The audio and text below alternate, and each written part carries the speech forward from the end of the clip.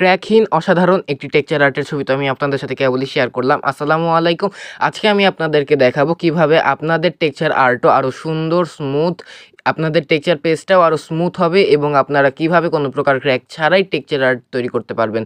তো এটার জন্য কিন্তু দরকার আপনাদের খুবই ভালো একটি মানের টেক্সচার পেজ। তো সেই টেক্সচার পেস্টের রেসিপি কিন্তু আমি অলরেডি আমার চ্যানেলে দেওয়া আছে, আপনারা যাই চেক করতে পারবেন এবং আমার চ্যানেলের শুরুর ভিডিওটাই কিন্তু এই টেক্সচার পেস্টের। তো আর কিসের দেরি, আর আপনারা এখনই যান যারা পেস্টের পারফেক্ট রেসিপি জানেন না, দৌড় দেন। আর এরপরে আপনারা তো দেখলেনই আমি কিভাবে এটার কাজ করছি।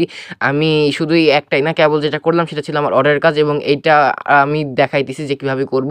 প্রথমেই আমি এখানে পেন্সিল দিয়ে শেপ ড্র করে নিছি এবং এরপরে আমি টেক্সচার পেস্টটা দিয়ে প্যালেট নাইফের সাহায্যে খুব ভালোভাবে ঢেউয়ের এই টেক্সচারটা দিয়ে দিছি এবং ঢেউয়ের এই টেক্সচারটা দেওয়ার পরে আমি খুব ভালোভাবে কিন্তু একটা কাপে পানি নিয়ে এই তুলিটা দিয়ে খুব ভালোভাবে এইটাকে মসৃণ করে নিব, যেন এটার ডিটেইলিং আমি আরও ভালোভাবে করতে পারি। এবং এইভাবে করলে কিন্তু আপনাদের টেক্সচার আর্টগুলা দেখতে আরও বেশি স্মুথ লাগবে এবং এইভাবে কাজ করলে আপনাদের পরবর্তী স্টেপে কিন্তু কাজ অনেকটাই কমে যাবে এবং আপনারা অনেক বেশি নিশ্চিন্ত হতে পারবেন।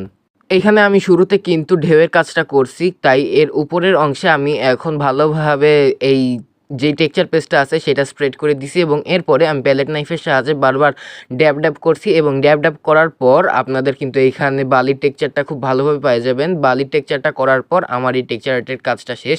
তবে শুধু এইখানেই শেষ না, এরপরে আমি রং করব, রেজিনের কাজ করব। এটা হচ্ছে আমার টেক্সচার আর্টের ফাইনাল লুক। আপনাদের কাছে কেমন লাগছে অবশ্যই জানাবেন। আল্লাহ হাফিজ, আসসালামু আলাইকুম।